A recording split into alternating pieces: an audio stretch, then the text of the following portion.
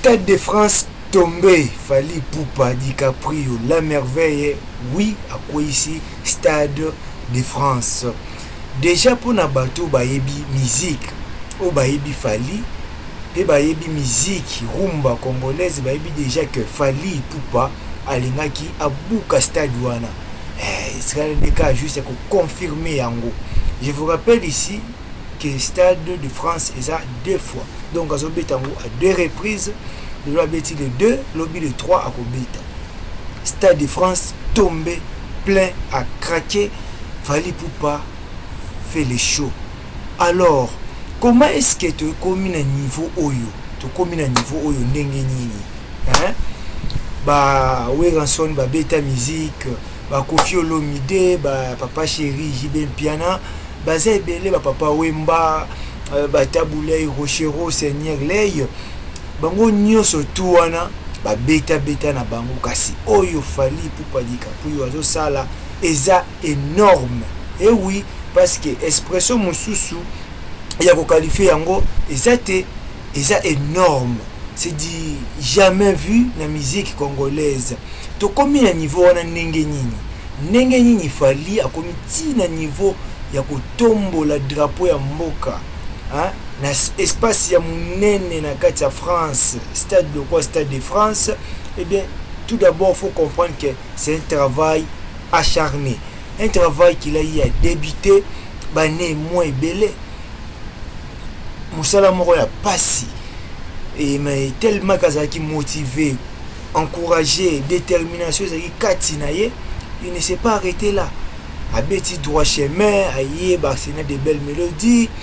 A sali balbum nous souhaite que ça la nani aïe tokos bani tokos 1 2 et justement à force de travailler toujours avec volonté, avec détermination, il a réussi à conquérir, si on peut le dire ainsi, les mélomanes du monde. Et oui, parce que Fally Ipupa aujourd'hui, c'est devenu une marque.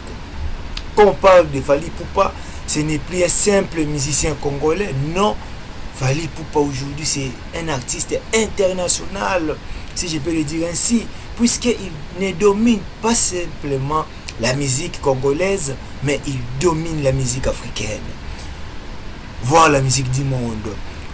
Parce qu'aujourd'hui, avec son album X, eh bien, l'artiste se place à la première position, même au niveau de la France. Ça, c'est quelque chose de merveilleux, c'est extraordinaire. Et oui, Fally Ipupa domine ces classements-là, les artistes. Comment est-ce que nous sommes arrivés là?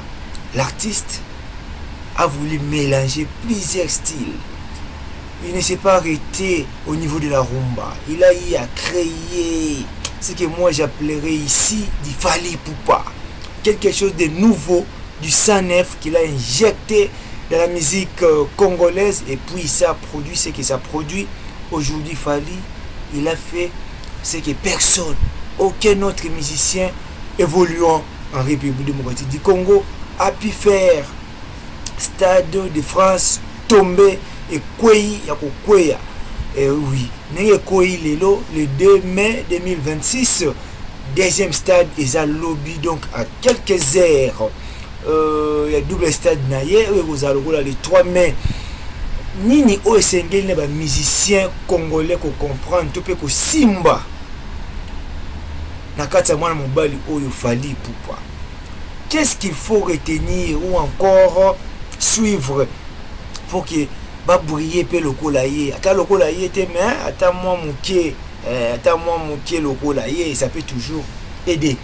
Alors Fally Ipupa, c'est un garçon qui travaille, qui ne fait que bosser a une vision na yé atindiki yango musika. Il ne s'est pas limité à bête musique, à croiser ba bras ata la ngenge évoluer, non, à créer propre chemin na yé.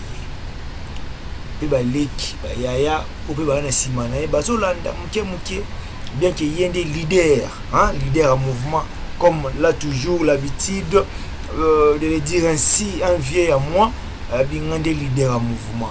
Donc c'est lui le leader en mouvement et musique congolaise.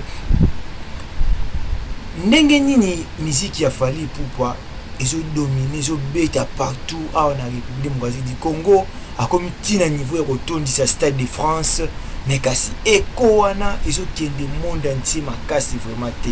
Et oui, au Roloba awa que non magazine moko international où ils ont basé je crois en Colombie, na ville il y a État si je me trompe pas, si je ne m'abuse pas, il y a Los Angeles, mais je crois bien que à niveau des États-Unis, bah commis sur Fally Ipupa, bah c'est d'ailleurs à la une, il y a un magazine na bango, ça montre déjà en plein topé élan aux artistes à Zozo.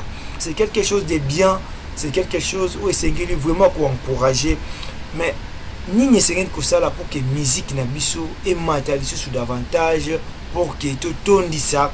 Bah stade ya minene na monde et l'on la France, pourquoi pas, et que les États-Unis d'Amérique ou encore na Australie, na Océanie, bref, etambola na monde entier.